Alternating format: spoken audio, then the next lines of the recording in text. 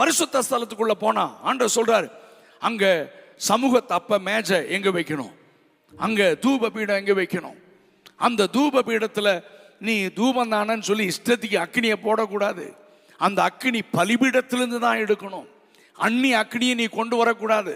அந்த தூபத்தை தான் நான் முகர்ந்து பார்த்து என்ன செய்வேன், அதை ஏற்றுக்கொள்வேன், அங்கீகரிப்பேன் என்று ஆண்டவர். இந்த நாதாபும் அபியும் ஒன்று தான், இந்த காலத்து வொர்ஷிப் லீடர் மாதிரி. அவன் பார்த்தான், உமக்கு புகை தானே வேணும், என்ன வேணும் சொல்லுங்க, நாங்க போடுறோம், மிஷின் இருக்கு, போட்டுவிட்டா அது பாட்டுக்கு வருது. இவனுக்கு தேவ பிரசனை வர்றதில்ல, இல்லாதனால மிஷினை பிடிச்சிட்டான். தேவ பிரசனை வந்தா உனக்கு புகையே தேவையில்லை, உனக்கு லைட்டே தேவையில்லை, உன் முகம் பிரகாசிக்கும். இருக்கிறீங்களா இல்லையா? உனக்கு உள்ள ஒண்ணுமே இல்லை, நீ அத்தனை லைட்டு போடுற, நாங்க என்ன பண்றது? We have to be very careful. எனக்கு என்னன்னா, தேவனுடைய பணம் வீணாக கூடாது. நீங்க இங்க இருக்கிறவங்க கூட நீங்க என்ன செய்யணும்னா, இலங்கையில இருக்கிறவங்கள நீ நினைச்சு பாருங்க. இலங்கையில கிராமத்துல சாப்பாடு இல்லாம ஊழியம் செய்யறவங்கள நினைச்சு பார்த்தீங்கன்னா, நம்ம செலவை குறைச்சு அவங்க கொடுத்து அவங்கள உற்சாகப்படுத்துவோம். நான் போற எல்லா இடத்துலையும் சொல்றேன், பெரிய டிவி ஊழியம் காசை கொடுக்காத, ஆடம்பர ஊழியம் பண்றவனுக்கு காசை கொடுக்காத. நம்மால் பார்த்தா இவரு கொடுத்தாதான் நம்ம டிவியில் வருவோம். நீ டிவியில் மட்டும்தான் வருவ, பரலோகத்துக்கு வர மாட்டேன். நீ இருக்கிறீங்களா இல்லையா? நம்ம பணம், ஐயோ இவர் எனக்கு கொடுத்தாரு இங்கே யாரும் சொல்ல வேணாம், அக்கௌண்ட் பரலோகத்தில் இருக்கிறது. ஆமென். உண்மையா ஆத்தும ஆதாயம் செய்கிற மிஷினரி ஊழியங்களுக்கும் கிராமத்தில் ஊழியம் செய்யறவங்களுக்கு தாங்குங்க. இந்த கொழுப்பெடுத்து சுத்துற ஆளு காசு கொடுக்காத. இருக்கிறீங்களா இல்லையா? ஆமா. So you have to be very careful. அப்போ ஆண்டவர் மோசேக்கு தெளிவான பிக்சர் கொடுக்கிறாரு. பிக்சர் கொடுத்துட்டு அவங்ககிட்ட சொல்றாரு, மோசேஸ் நீ பாட்டுக்கு இஷ்டத்துக்கு செஞ்சிடாத, மலையில நான் கொடுத்தது ஞாபகம் இருக்கா? 1 இன்ச் கூட ஜாஸ்தியாக கூடாது, கம்மியாக கூடாது. ஆசாரியன் விரும்புகிறபடி ஒரு ஸ்பூனை கூட ஒரு இடத்துல தள்ளி வைக்க முடியாதுங்க. அவர் சொன்ன மாதிரி தான் வைக்கணும். நான் கேட்டேன், என்ன ஆண்டவர் இவ்வளோ கராரா இருக்கிறீர, இவ்வளோ அதில் நிலம் போடு, அதில் அந்த வளையம் போடு, அதில் போடு, அதை பொன் தகட்டால் மூடு. யோ மை காட், தலை சுத்திடுது. நம்ம என்ன ஸ்பெசிஃபிகேஷன்ஸ் அப்படின்னு ஆண்டவர் அவர் சொல்றாரு, டே என்ன ஆராதிக்கிறது நான் விரும்புகிறதின் அடிப்படையில் தான் இருக்கணும். நீ விரும்புகிற அடிப்படையில் ஆராதிக்க கூடாது. இன்னைக்கு சபைக்கு இதுதான் தெரியணும். என்ன ஆராதிக்கிற ஆராதனை. நான் இப்போ எனக்கு ஒரு சாப்பாடு பிடிக்காது, உங்க வீட்டுக்கு வந்துட்டேன், நீங்க எனக்கு ரொம்ப பிடிக்கும் சாப்பிடுங்க பிரதர்னா, யோ எனக்கு பிடிக்காது இல்லையா? நீங்க சொல்றீங்க எனக்கு பிடிக்கும் பிரதர் சாப்பிடுங்கன்னா, இப்ப யாருக்கு பிரச்சனை மண்டையில சொல்லுங்க? ஆண்டவர் அதே தான் சொல்றாரு, எனக்கு பிடிக்கும் நீங்க சாப்பிடுங்கன்னா தப்பு. எனக்கு பிடிக்கிறது, எனக்கு பிடிச்ச மாதிரி நீ செஞ்சு கொடுத்தா தான் நான் சாப்பிடுவேன். இதே தான் ஆண்டவர் சொல்றாரு. உனக்கு பிடிக்கும், வாலிபர்களுக்கு பிடிக்கும், இல்லை எங்க மக்களுக்கு இதுதான் பிடிக்குது, இப்போ அவர் உள்ள வர மாட்டாரு. ஹலோ, நீ ஆடு பாடு குதி டான்ஸ் போடு, அவர் இருக்க மாட்டாரு, லூசிபர் தான் இருப்பான். நான் அழுத்தமா சொல்றேன். இருக்கிறீங்களா இல்லையா? ஆமா. நிறைய பேர் சொல்றாங்க எங்க வாலிபர்களுக்கு அதுதான் பிடிக்கும், போ ஆடு. அவர் வரமாட்டாரியா, உன் ஆராதனையில் அவர் இருக்க மாட்டாரியா, பிசாஸ் தான் இருப்பான். அவனுக்கு பிடிக்குமா? ஆராதனை யாருக்கு பிடிக்கணும் சொல்லுங்க? என்ன மீட்ட ரட்சகர், அவர் என்ன விரும்புறாரோ அதை செய்ய தயார் நான் இருக்கேன். அதனால தான் கலாத்தியர்ல பவுல் சபைக்கு எழுதுகிறார், இன்னும் நாங்கள் மனுஷரையா தேவனையா யாரை நாடி போதிக்கிறோம்? இன்னும் நாங்கள் மனுஷரை நாடி போதிக்கிறவர்கள், ஆனால் நாங்கள் தேவனுடைய ஊழியக்காரர்கள். அப்ப மனுஷனை பிரியப்படுத்தினா நீ சர்வன்ட் ஆஃப் கிடையாது, நீ தேவனுடைய ஊழியன் அல்ல. மக்கள் விரும்புகிறபடி நான் பிரசங்கம் பண்றேன்னா என்ன அர்த்தம்? அதனால்தான் பவுல் பேதுரு எழுதுகிறார், கடைசி நாட்டில் தங்கள் சுய இச்சைகளுக்கு ஏற்ற போதகர்களை திரளாக சேர்த்து கொள்வார்கள், செவித்தினம் உள்ளவர்கள். அவங்களுக்கு ஒரு கூட்டம். ஏன்னா அவர் பேசுறதுதான் இவங்களுக்கு கம்ஃபர்ட்டா இருக்கு. நம்மள மாதிரி ஆள் பேசினா அவனுக்கு பிரச்சனை இடிக்குது.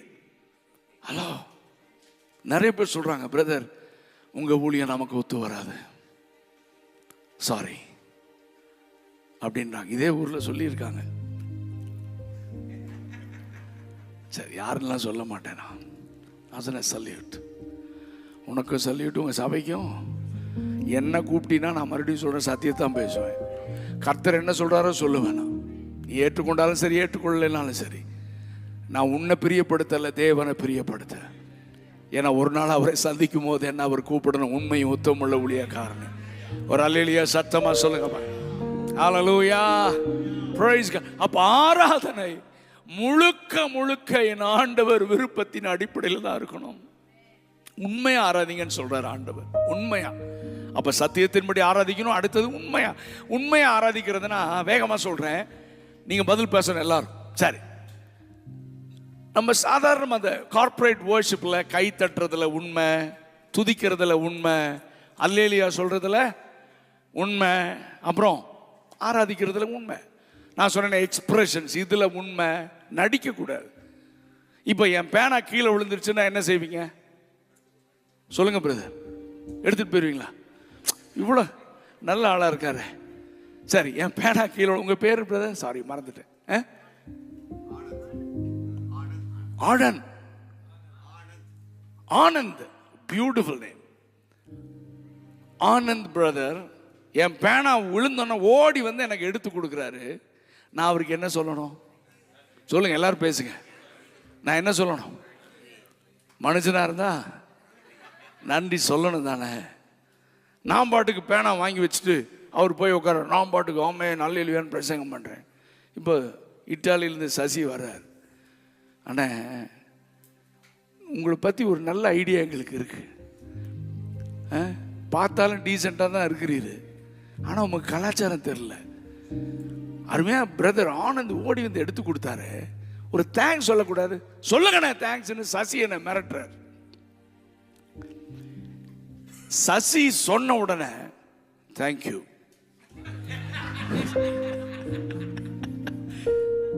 கவனிங்க, நான் சொன்ன தேங்க்ஸை நீங்க அக்செப்ட் பண்ணுவீங்களா பிரதர்? கமான் கமான், எல்லாரும் பேசுங்க. எல்லாரும் சொல்லணும். யோ, ஏன் நான் தான் தேங்க்ஸ் சொன்னேன்ல. இறுதியத்தில் சொல்லு, நீர் பார்த்தீரா? நீர் உண்மையை சொல்லு. நீ உமக்கு எப்படி தெரியும்? சொல்லுங்க கரெக்டா, யாராவது சொல்லுங்க. தொனியில் இல்லை, உடனடியாக சொல்ல. இல்லை யோர் ரைட் சார். ஜீவன் தான் கரெக்டாக சொல்றாரு. யோ, நீயாவா சொன்ன? எங்க ஆனந்த் பிரதர் சொல்லி தானே சொன்னேன். உன் தேங்க்ஸை நீயே இந்தியா எடுத்துட்டு போன்றார். சொல்லுங்க, ஒரு அல்லேலூயா சொல்லுங்க.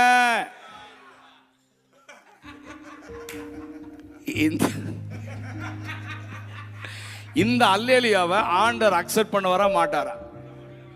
இப்ப பேசுங்கயா, சொல்லுங்க, வாயத்தை இப்ப சொல்லுங்க. நீங்க சொன்ன அல்லேலூயாவை ஆண்டவர் அக்செப்ட் பண்ண வர மாட்டாரா? எல்லாரும் சொல்லணும். ஏன்? அப்ப நீங்களா சொல்லல. அப்ப இத்தனை வருஷம் சர்ச்சுக்கு போய் நம்ம பண்ற ஆராதனை ஒண்ணுமே மேல போகல. ஏன்னா முன்னால் நம்ம போய் உட்காந்துருப்போம். அல்லேலூயா அல்லேலூயா, ஆமென் ஆமென். நம்ம ஒண்ணுமே சொல்றது நாம இல்ல. அப்ப துதி என்பது யாரோ ஒரு சொல்லி செய்யக்கூடாது, எனக்குள்ளிருந்து வரணும். ஆமென்.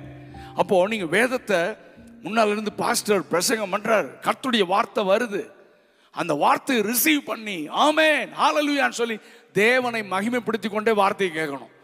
இதுதான் ஆதி சபையுடைய அனுபவம். ஹல்லேலூயா. ஆனா இப்பெல்லாம் எப்படி தெரியுமா? ஒரு அல்லேலூயா சொல்ல மாட்டீங்களா? எப்படி ஒரு அல்லேலூயா? இது பிச்சை எடுக்குது. ஒரு அல்லேலூயா சொல்ல மாட்டீங்களா? அது ஒரு சில பாஸ்டர்ஸ் அல்லேலூயா அப்படின்னா நம்ம முதல்ல சொல்ல மாட்டோம், எடுத்தோன்னு சொல்ல மாட்டான் பாருங்க. ஒரு அல்லேலூயா சொல்லுவோம் அப்படின்னா சொல்ல மாட்டான். ஒரு சிலர் சொல்லுவாங்க, கையை உயர்த்தி சொல்லணும் அல்லேலூயானுவான். ஏன்னா கை வராது அவனுக்கு. உங்களை சொல்லலை, எங்க ஊர்ல நீங்க நல்ல பிள்ளைங்க. அப்புறம் அவர் சொல்லுவார், சத்தமா சொல்லுங்க, அவர் தொண்டை போயிடும். அப்புறம் நீங்க சொல்லுங்க, இன்னொரு முறை சொல்லுங்க. அவன் பாப்பான், இவன் இருந்தாலும் விட மாட்டான் போல இருக்க. சரி சொல்லிடுவான் அல்லேலூயா. அப்பா முடிஞ்சதுடா. எப்பா இப்படியா அல்லேலூயா வர்றது? துதி இப்படியா வர்றது? அல்லேலூயான்னு என்ன அர்த்தம்? பேசுங்க. தேவனே, ஆமா தேவனே அப்படின்னா பிரைஸ் ஜெகோவா, பிரைஸ் ஜீசஸ். ஆண்டவரே உயர்த்துகிறேன் என்ற வார்த்தை, இதை எவ்வளோ ஆசையா சொல்லணும் சொல்லுங்க, எவ்வளோ ஆசையா சொல்லணும். ஆனா இப்ப என்ன செய்யறோம்? கட்டாயத்தின் அடிப்படையில், கட்டாயத்தில் கஷ்டப்பட்டு வேற வழி இல்லாம, இந்த ஆள் என்னடா சும்மா கையை தூக்க சொல்றானே, கத்த சொல்றானே, இப்படிதான் நம்ம ஆராதிக்கிறோம். அப்ப உண்மை ஆராதிக்கிறது என்னன்னா, எனக்கும் அவருக்கும் இடையே இருக்கிற உறவின் அடிப்படையில் உண்மையாக அதைத்தான் கர்த்தர் பார்க்கிறார், அதைத்தான் கர்த்தர் அங்கீகரிப்பார். அதனால் நீங்க பிராக்டிஸ் பண்ணுங்க, சர்ச் மாறும்.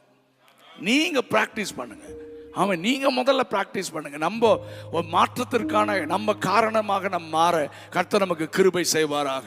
நம்முடைய சபையில் இந்த உண்மையான ஆராதனையின் அனுபவம் பரவட்டும், இந்த ஐரோப்பாவில் பரவட்டும். ஆமென். அப்போ ஆலயத்துக்கு வந்தா துதிச்சுட்டே இருக்கணும். ஆமென். பைபிள் சொல்லுகிறது, மரித்தவர்களும் மௌனத்தில் இறங்குகிறவர்களும் கர்த்தரை துதிக்க மாட்டான். அப்போ வந்து உக்காந்ததுல இருந்து என்னாத்துமாவை போடுற வரைக்கும் வாயை திறக்காத ஆளு, அவன் செத்த போனவன், செத்த பணம். அவனை நீங்க தொந்தரவு பண்ணக்கூடாது. ஒன்னே ஒண்ணு செய்யணும், அவனை அடக்கம் பண்ணிடணும். அப்பதான் சபை உருப்பிடும். நிறைய பேர் இருப்பான், வந்து உட்காந்து அப்படியே அல்லேலூயா எல்லாம் சபை ஆராதிப்பாங்க, இவன் மட்டும் இப்படியே பார்த்துட்டு. பாவம், அவன் செத்து ரொம்ப நாள் ஆச்சு. சபையில நாத்தம் வருது இல்ல, மனம் அடிக்குது இல்ல, ஆள் அவுட்டு. அவனை புதைக்கணும், அப்பதான் சபை உருப்பிடும். என்ன நான் சொல்றது விளங்குதா இல்லையா? பவுல் தாவீது சொல்றார், நானும் அப்படின்னா, எனக்குள்ள ஜீவன் இருக்கு, என்னால துதிக்காம இருக்க முடியாது, ஆராதிக்காம இருக்க முடியாது. ஹல்லேலூயா. அதான் ஃபாதர் பாடுறார், துதித்து கொண்டே இருப்பேன். ஆமென். துதித்து கொண்டே இருப்பேன் இல்ல, ஆராதித்து கொண்டே இருப்பேன். ஆமென். ஆண்டவருக்காக வாழ்வேன், ஊழியம் செஞ்சுட்டே இருப்பேன். நான் ஆண்டவரை ஆராதிப்பேன், சாகர வரைக்கும் ஆராதிப்பேன். அப்போ ஏசாயால ஒரு வசனம் இருக்கு, மரணம் உம்மை துதிக்காது, பாதாளம் உம்மை போற்றாது. சொல்லுங்க, மரணம் உம்மை துதிக்காது, பாதாளம் உம்மை. அப்போ ஆராதிக்காத, வாயவே திறக்காத ஒரு ஆளுக்கு இனிமேல் அவங்க பேரை இன்னைக்கு நான் மாத்துறேன். அந்த ஆள் பேர் மிஸ்டர் மரணம். நீங்க முடிஞ்சோன்னு, ஏய் மரணம் இங்க வா, அவன் கோவப்படுவான். நீ கோவப்படாத, ஏன்னா வாயை திறக்கல நீ. சிஸ்டர் பாதாளம், பேரை மாத்தணும் நிறைய பேருக்கு. சொல்லுங்க, சிஸ்டர்,